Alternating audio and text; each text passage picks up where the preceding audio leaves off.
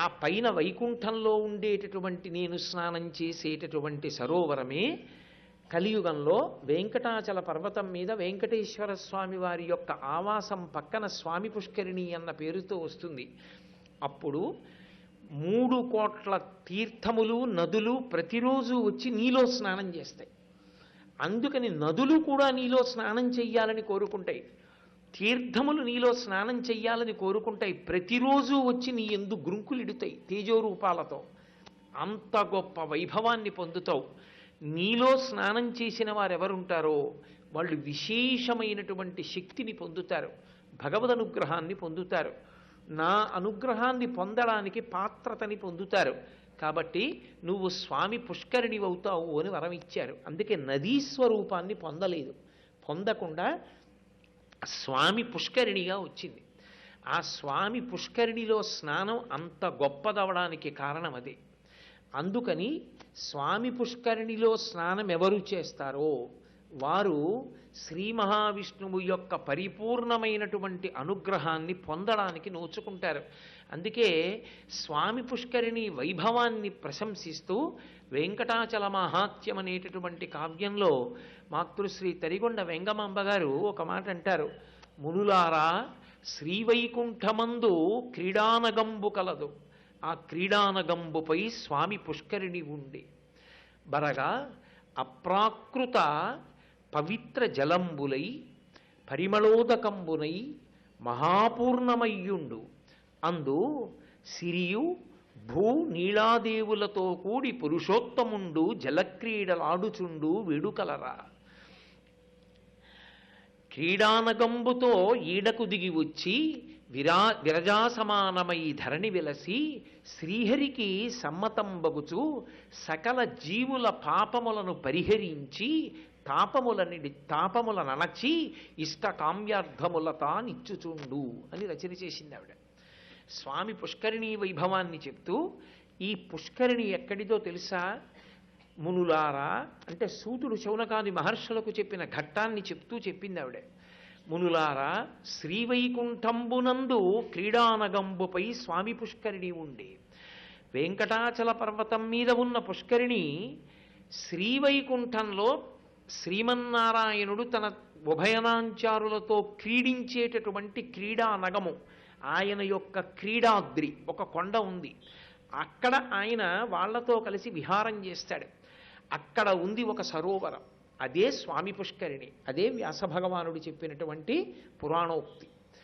అక్కడ ఉన్న స్వామి పుష్కరిణిలో ఆ అమృతగుండంలో అది అందులో ఉండేటటువంటి నీరు ప్రాకృతమైన నీరు కాదు, అది అప్రాకృతంబునై పరిమళోదకంబునై, అది అప్రాకృత జలము అంది ఆవిడ. అప్రాకృత జలము అంటే ప్రాకృత జలము అని దేన్ని పిలుస్తారు అంటే, నీళ్లల్లో మళ్ళీ అప్రాకృతమైన నీళ్ళు ఎలా ఉంటాయండి అని మీకు అనుమానం రావచ్చు. ప్రాకృత జలము అప్రాకృత జలము ఈ రెండిటికి ఉండే తేడా ప్రధానంగా ఎక్కడుంటుందంటే, మనం ఎవరైనా మనకన్నా పెద్దలు శరీరాన్ని విడిచిపెడితే వాళ్ళకి ఆ ఉదకాన్ని విడిచిపెడతాం, ధర్మోదకము అని చెప్పి ఆ ఉదకాన్ని విడిచిపెట్టి వాళ్ళు దాన్ని పొందాలి అని, వాళ్ళు అక్షయలోకాల్ని పొందాలి అని కోరుకుంటారు. అది సామాన్యంగా మరణించిన వాళ్ళందరికీ కూడా ఈ భూమండలం మీద ఉన్నటువంటి నీతితో తర్పణ చెయ్యవచ్చు. కానీ బ్రాహ్మణ శాపం చేత కానీ, భయంకరమైన విషక్రిముల చేత కానీ, ఘోరమైన ప్రమాదంలో కానీ, అటువంటి వాటిలో మరణించినటువంటి వారి యొక్క జీవులు ఉత్తమ లోకాలు పొందడానికి ఇక్కడ ఉన్నటువంటి నీళ్లు తర్పణ చేస్తే వెళ్ళవు, అందం వాళ్ళకి. మధ్యలోనే అవి హరించుకుపోతాయి, ఆ నీరు అందదు. మీకు అనుమానం ఉంటే ఈ విషయంలో శ్రీరామాయణం బాలకాండలో సగరులు 60,000 మంది కపిల మహర్షి యొక్క ఉద్ధతి చేత మరణించి బూది కుప్పలై పడిపోతే అక్కడికి వచ్చినటువంటి అంశుమంతుడు గబగబా వెళ్ళి అక్కడ ఉన్న సరోవరంలో జలాలు తీసి తర్పణ చేయబోతాడు. తర్పణ చేయబోతే గరుత్మంతుడు చెప్తాడు, వాళ్ళు మహానుభావుడైన కపిల మహర్షి యొక్క క్రోధాగ్ని జ్వాలల చేత దహించుకుపోయారు, వాళ్ళకి ఈ నీళ్లు సరిపోవు, ఈ నీళ్లతో తర్పణ చేస్తే అందదు, అందుకని నువ్వు దివ్యమైనటువంటి గంగాజలాల్ని భూమి మీదకి దింపాలి, దింపితే గంగాజలంతో తర్పణ చేస్తే వాళ్ళకు అందుతుంది అన్నాడు. అది అప్రాకృత జలం. అంటే ఇక్కడ ఉన్న నీటి చేత కొంతమందికి ఉన్నతగతులు కలగవు, కానీ కొన్ని కొన్ని నీళ్లు అనేక రకాలుగా మరణించిన వారికి కూడా ఉన్నతగతులు కల్పించగలవు. వాటి శక్తి వేరు. అంత విశేషమైన శక్తి కలిగినదై అప్రాకృత పరిమళోదకంబునై ఆ నీటిలో కొత్తగా ఏదీ తీసుకెళ్లి పరిమళ ద్రవ్యాలు కలపక్కర్లేకుండానే విశేషమైనటువంటి పరిమళాల్ని వెదజల్లుతూ ఉంటుంది అక్కడ ఉండేటటువంటి జలం. కాబట్టి అప్రాకృత పరిమళోదకంబునై అది మహాపూర్ణమయ్యుండి, అది ఎప్పుడు పూర్ణంగా ఒడ్లని తొలగతోస్తోందా అన్నట్టుగా నిండి ఉంటుంది ఆ సరోవరంలో ఉండేటటువంటి జలం. ఆ నీటిలో ఎవరు ఆడుకుంటుంటారట? పురుషోత్తముండు సిరియు భూ నీలాదేవులతో కూడి జలక్రీడలాడుచుండు వేడుకలరా. ఆయన వేడుకగా శ్రీ మహాలక్ష్మితో, భూదేవితో, నీలాదేవితో కలిసి ఆ సరోవరంలో దిగి జలక్రీడలు ఆడుకుంటాట. అసలు పరమేశ్వరుని యొక్క స్పర్శ తగిలితేనే ఆ నీటికి శక్తి పెరుగుతుంది. అందుకే కదా అభిషేక జలం తల మీద చల్లుకుంటాం. మహానుభావుడు వాల్మీకి మహర్షి శ్రీరామాయణ రచన చేస్తూ బాలకాండలో ఒక మాట అంటారు, భవాంగపతి తంతోయం పవిత్రమితి పస్పృశు అంటారు. పరమశివుని యొక్క శరీరానికి తగిలింది కాబట్టి గంగానదికి అంత శక్తి వచ్చింది. గంగానది పాపములను పోగొట్టగలిగిన శక్తి దేని వలన పొందింది అంటే పరమశివుని యొక్క శరీరమునకు తగిలిన కారణం చేత అని స్వయంగా వాల్మీకి మహర్షి రామాయణంలో ఆవిష్కరించారు. కాబట్టి భవాంగపతితంతోయం పవిత్రమితి పస్పృశు, పరమశివుని యొక్క శరీరానికి తగిలితేనే గంగ లోకములో ఉండేటటువంటి జీవులు చేసుకున్న పాపములను తొలగతోయగలిగినటువంటి శక్తిని సంతరించుకుంటే, ఎక్కడో వైకుంఠంలో క్రీడానగం మీద ఉండేటటువంటి ఆ సరోవరంలో శ్రీ మహావిష్ణువు శ్రీదేవితోటి, భూదేవితోటి, నీలాదేవితోటి అక్కడ జలక్రీడలు ఆడుతుంటారు. ఆయన జలక్రీడలాడేటటువంటి ఆ పరమపావనమైన సరస్సు, ఆ క్రీడాచలము వెంకటాచల పర్వతంగా భూమి మీదకి దిగింది. ఆ క్రీడాచలం దిగుతున్నప్పుడు ఆ సరోవరం కూడా కిందికి దిగొచ్చింది. అదే స్వామి పుష్కరిణి అన్న పేరును పొందింది. అదే వ్యాస భగవానుడు పురాణంలో సరస్వతీ నది శ్రీ మహావిష్ణువు యొక్క అనుగ్రహంతో ఆ స్థితిని పొందిందని చెప్తే, తరిగొండ వెంగమాంబ గారు వెంకటాచల మహాత్యంలో అదే విషయాన్ని మళ్ళీ వర్ణన చేసి చెప్పారు. కాబట్టి అది స్వామి పుష్కరిణిగా వచ్చింది. ఇప్పుడు ఆ స్వామి పుష్కరిణి ఉన్నదే, దానిలోకి సమస్త నదులు వచ్చి స్నానం చేస్తాయి. కాబట్టి శ్రీహరికి సమ్మతం బగుచు ఆ పక్కనే ఉన్నటువంటి వెంకటేశ్వర స్వామి వారి యొక్క పరిపూర్ణమైనటువంటి అనుగ్రహము చేత ఆ శక్తిని పొందినటువంటి స్వామి పుష్కరిణీ జలముల యందు సమస్త నదులు, తీర్థములు ప్రవేశించి తాము పవిత్రమవుతుంటాయి. అందుకని గంగాది నదులకు మాతృదేవతయై సకల జీవుల పాపములను తొలగతోసి సమస్త జీవుల యొక్క పాపములను తీసేస్తుంది పుష్కరిణి. కేవలము పాపములను తొలగించడమే కాదు, పుష్కరిణికి ఒక శక్తినిచ్చాడు పరమేశ్వరుడు. ఏమా శక్తి అంటే, ఆ పుష్కరిణిలోకి వెళ్ళి స్నానం చేస్తే స్వామి పుష్కరిణి స్నానం చేసినంత మాత్రము చేత తాపములనచి ధార్మికమైన కోర్కెలు కొన్ని ఉంటాయి. అవి ఉండకూడదు అని ఎవ్వరూ అనకూడదు, తప్పది. ఉంటాయి కొన్ని కోరికలు. నాకు పెళ్ళవ్వాలి అని ఒకడు కోరుకున్నాడు అనుకోండి, అదేం దోషం కాదు. గృహస్థాశ్రమ స్వీకారం చెయ్యాలని కోరుకోవడం న్యాయం. నాకు బిడ్డలు కలగాలి అని కోరుకున్నాడు అనుకోండి, న్యాయం. నాకు అన్నవస్త్రాదులు దొరకాలి అని కోరుకున్నాడు అనుకోండి, న్యాయం. ధార్మికమైనటువంటి కోర్కెలు తీరనటువంటి కారణం చేత విశేషమైనటువంటి తాపముతో సొక్కిపోతున్న వ్యక్తుల యొక్క తాపాన్ని పోగొట్టి ఆ కోర్కెలను తీర్చగలిగినటువంటి శక్తి కలిగినదై ఉంటుంది స్వామి పుష్కరిణి. అందుకని తాపమడచి ఇష్టకామ్యార్థములతానిచ్చుచుండు. ఆ పుష్కరిణి శ్రీ మహావిష్ణువు యొక్క అనుగ్రహము చేత తనంత తానుగా జీవులకు కోర్కెలను తీర్చగలిగినటువంటి శక్తిని పొంది ఉన్నది. దాని గొప్పతనం ఏమిటి అంటే, దానికి వాయవ్య భాగంలోనే భూసహితుడై వరాహమూర్తి ఉంటారు.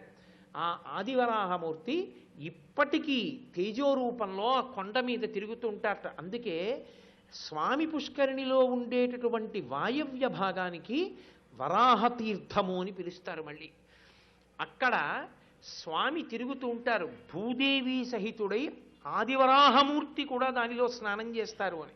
ఒకప్పుడు ఆయన స్నానం చేస్తే సముద్రాల్లో యద్రోమరంధ్ర పరిపూర్తి విధావదక్షౌ వారాహ జన్మని బభూవ రమీ సముద్రాహ అన్నాడు లీలాచకుడు శ్రీకృష్ణ కర్ణామృతంలో. ఆయన వెళ్ళి సముద్రం లోపలికి దిగితే హిరణ్యాక్షుణ్ణి పట్టుకుందామని సముద్ర జలాలన్నీ ఆయన రోమకూలోకి వెళ్ళిపోయాయి, నీళ్లు ఇంకిపోయాయి. అటువంటి వాడు ఇప్పటికీ పుష్కరిణిలో స్నానం చేస్తుంటాడు. అంతటి మహానుభావుడు ఆ పుష్కరిణిలో స్నానం చేస్తాడు. వెంకటేశ్వర స్వామి వారి యొక్క పరిపూర్ణానుగ్రహాన్ని పొంది సరస్వతీ నదియే స్వామి పుష్కరిణి స్వరూపంగా వచ్చి అక్కడ వెలిసింది. కాబట్టి అంత గొప్ప పుష్కరిణి కాబట్టి దాని యందు స్నానం చేయడం సర్వోత్కృష్టమైనటువంటి స్థితి. అటువంటి స్వామి పుష్కరిణి స్నానాన్ని వదిలిపెట్టుకోవడము అంటే వెంకటాచలం వెళ్ళి జీవితంలో ఏదో గొప్ప విశేషాన్ని పోగొట్టుకున్నట్టు. పైగా నేను మీతో మొట్టమొదట్లోనే ప్రస్తావన చేశా, అసలు ఒక్క రోజులో వెంకటాచలంలో పొందేటటువంటి అత్యద్భుతమైనటువంటి విషయములు 3 అని వ్యాసవాక్కు. అందులో మొదటిది స్వామి పుష్కరిణి స్నానం శ్రీనివాసస్య దర్శనం. స్వామి పుష్కరిణి స్నానం చెయ్యడం, వెంకటేశ్వర స్వామి దర్శనం చెయ్యడం.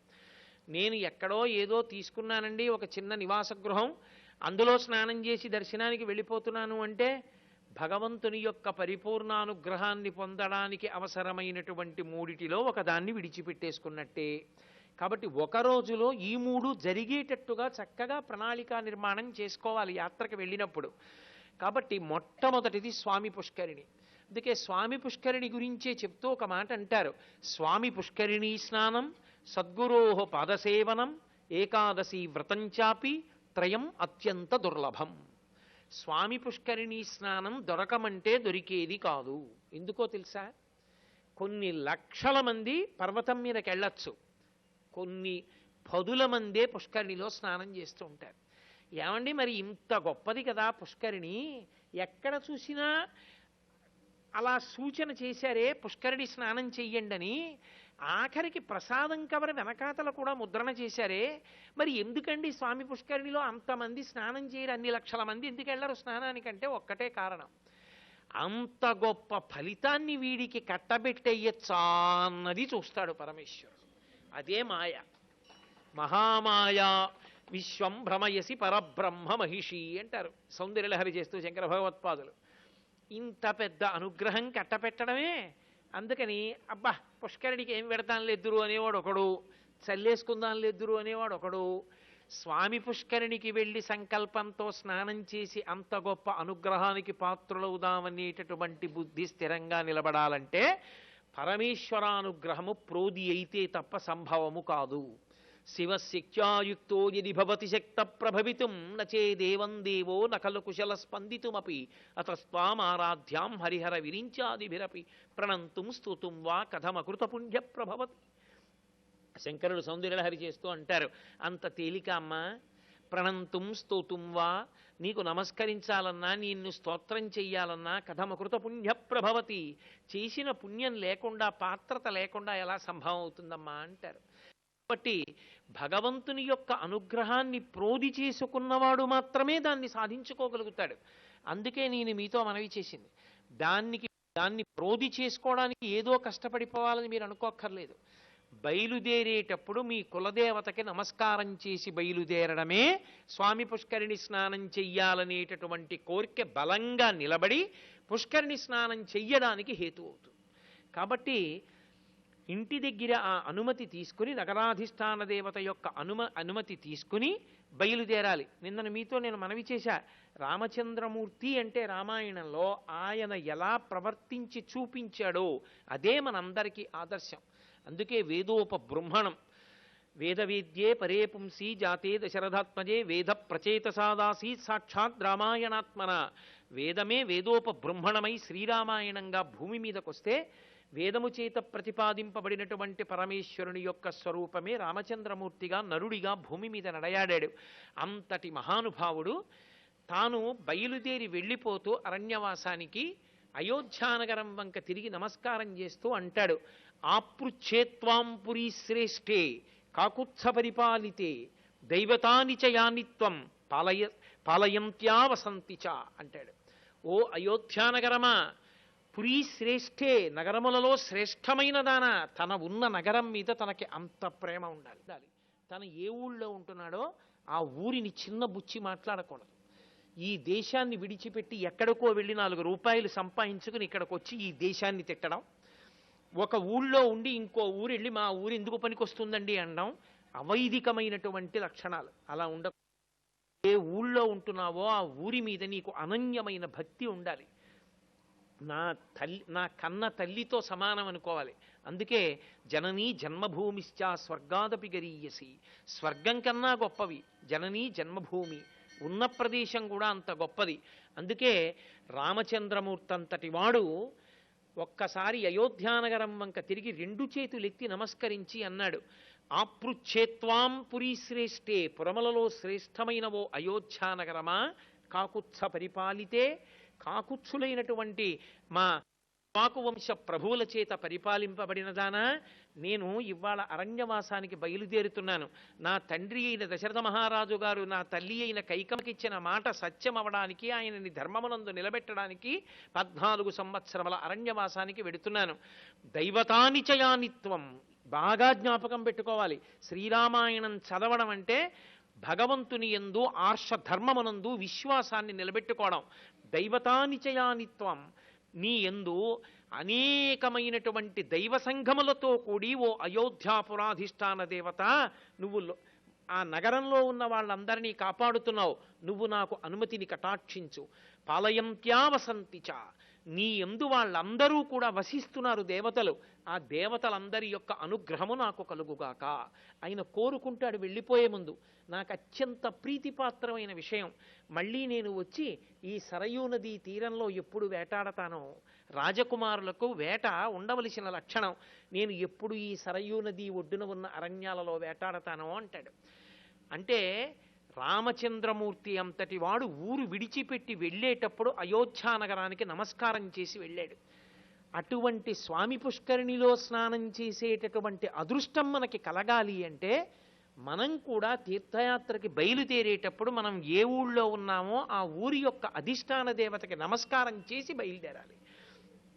కాబట్టి అలా వెళ్ళి ఆ స్వామి పుష్కరిణి స్నానం చేస్తే, స్వామి పుష్కరిణీ స్నానం సద్గురోహ పాదసేవనం, సద్గురువు యొక్క పాదసేవ. ఎందుకని?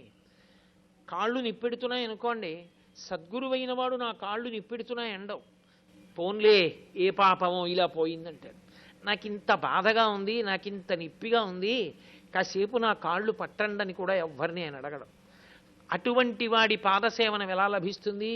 ఎందుకు లభిస్తుంది? ఆయన ఏం కాళ్ళు పట్టించుకుంటాడా? ఆయన పట్టించుకోడు. భగవాన్ రమణులకు ఒక కాలు ఇలా వాచిపోయి ఉండేది, ఆయన 2 కాళ్ళు చాపు కూర్చుంటే ఓ హైకోర్టు జడ్జి గారు వచ్చి కాళ్ళు పట్టబోయారు. ఎవరితో కాళ్ళు పట్టించుకునేవారు కాదు ఆయన. ఆయన అన్నారు, ఎందుకు కాళ్ళు పడుతున్నారు అన్నారు. మీ కాళ్ళు పడితే పుణ్యం కదూ అన్నారు. ఆగండి ఆగండి ఆగండి, ఏమన్నారు అన్నారు. మీ కాళ్ళు పడితే పుణ్యం కదూ అన్నాడు ఆయన. ఏది? మీ చేతులు పక్కకి తీయండి అని ఆయనే పట్టుకుంటున్నారు. అదేమిటి మీరు పట్టుకుంటున్నారన్నారు. మరి నాకు మాత్రం పుణ్యం కావద్దు, ఆ కాళ్ళు పడితే పుణ్యం అన్నారుగా, నేను పడుతున్నాను ఆ కాళ్ళు అన్నారు. అందుకని సద్గురువుకి శరీర భ్రాంతి ఉండదు. ఉండని వాడికి ఇంకా శరీరంకి వచ్చేటటువంటి కష్టానికి ఎవరితోనో సేవ చేయించుకుందాం అనుకుంటాడా? అనుకోడు. మరి గురువుగారి పాదములు పట్టే అదృష్టం ఎప్పుడు లభిస్తుంది? ఒకేసారి లభిస్తుంది. అది గొప్పతనం. ఎప్పుడు లభిస్తుందో తెలుసా? గురువుగారికి భగవత్ సంబంధం అంటే ప్రాణం. ఎక్కడున్నాను ఆయనకి సంబంధం ఉండదు, కదిపితే చాలు దాని గురించి మాట్లాడతాడు. ఆవు దూడ వచ్చి ఆకలితో ఆవు పొదుగులో గుద్దితే చాలు పాలు విడిచిపెట్టేసినట్టు గురువుగారి దగ్గరికి వెళ్ళి గురువుగారు గురువుగారు అని ఏదైనా అనేటప్పటికీ చెప్పకుండా ఉండలేక చెప్పేస్తుంటాడు. అది చెప్పేస్తున్నప్పుడు దగ్గరగా జరిగి ఆ గురువుగారి కాళ్ళు ఒత్తుతూ వింటుంటే ఆ వింటున్నవాడి ముఖం చూస్తుంటాడు. ఆ సంతోషంలో ఆ ఆర్తి చూసి ఊరుకుంటాడు తప్ప తను పట్టించుకోవాలని పట్టించుకోడు. సద్గురోహ పాదసేవనం. ఏకాదశీ వ్రతంచాపి త్రయం అత్యంత దుర్లభం. ఏకాదశీ వ్రతము దొరకదు. ఎందుకు దొరకదు? ఒక్కటే కారణం. ఏకాదశీ వ్రతం అంటే ఉపవాసం చెయ్యడం కాదు. ఏకాదశీ వ్రతం అంటే నిర్జలోపవాసం చేస్తారు. ఇప్పటికీ ద్వైత సంప్రదాయంలో ఉన్నటువంటి వారు నిర్జలోపవాసం చేస్తుంటారు. ఆ రోజు ఇంటికి వచ్చిన వాళ్ళకు కూడా నీళ్ళు ఇవ్వరు వాళ్ళు. కాబట్టి ఆ నిర్జలోపవాసం చేసిన వాళ్ళు చాలా చాలా గొప్ప విశేషం, అదేం మాటలు కాదు. ఒకసారి పరమాచార్య ఒక సభలో అనుగ్రహ భాషణం చేస్తుంటే వాన పడింది. వాన పడితే ఆయన అకస్మాత్తుగా ఆగి అన్నారు, ఈ సభలో ఎవరో నిర్జలోపవాసం చేస్తున్న ద్వైతి ఉన్నారు, ఎవరు అని అడిగారు. ఆయన లేచి నిలబడ్డాడు, నేనేనని. అందుకే పడింది వాన అన్నారు. అంత గొప్పది. ఏకాదశి నాడు నిర్జలోపవాసం చెయ్యడం అంటే ఎలా చెయ్యాలి అని చెప్పిందంటే శాస్త్రం, ప్రాణం పోయేటప్పుడు ఆకలి వేస్తున్నా పెట్టరు, ప్రాణం పోయేటప్పుడు దాహం వేసేస్తున్నా గుటకపడదు. అప్పుడు శరీరం ఎంత శోషించిపోతుందో ఊహ చేస్తూ, ఇంత శోషించిపోతుంది ప్రాణం పోయేటప్పుడు, అప్పుడు కూడా నేను భగవన్నామని చెప్పగలగాలి అని నిర్జలోపవాసం చేస్తూ ఆ పరిస్థితిని ఊహ చేసుకుంటూ భగవన్నామని చెప్పుకుంటూ, ఏకాదశి అంటే 5 జ్ఞానేంద్రియములను 5 కర్మేంద్రియములను మనస్సుని 11 ఆహారము పెట్టకుండా శోషించినప్పటికీ నిలబడడానికి కావలసినంత మాత్రమే ఇస్తూ వాటిని భగవంతుని పట్ల ఆభిముఖ్యం ఇచ్చిన వాడెవరో వాడు ఏకాదశి వ్రతం చేసినవాడు. సర్వం శ్రీ ఉమామహేశ్వర పరబ్రహ్మార్పణమస్తు. స్వస్తి.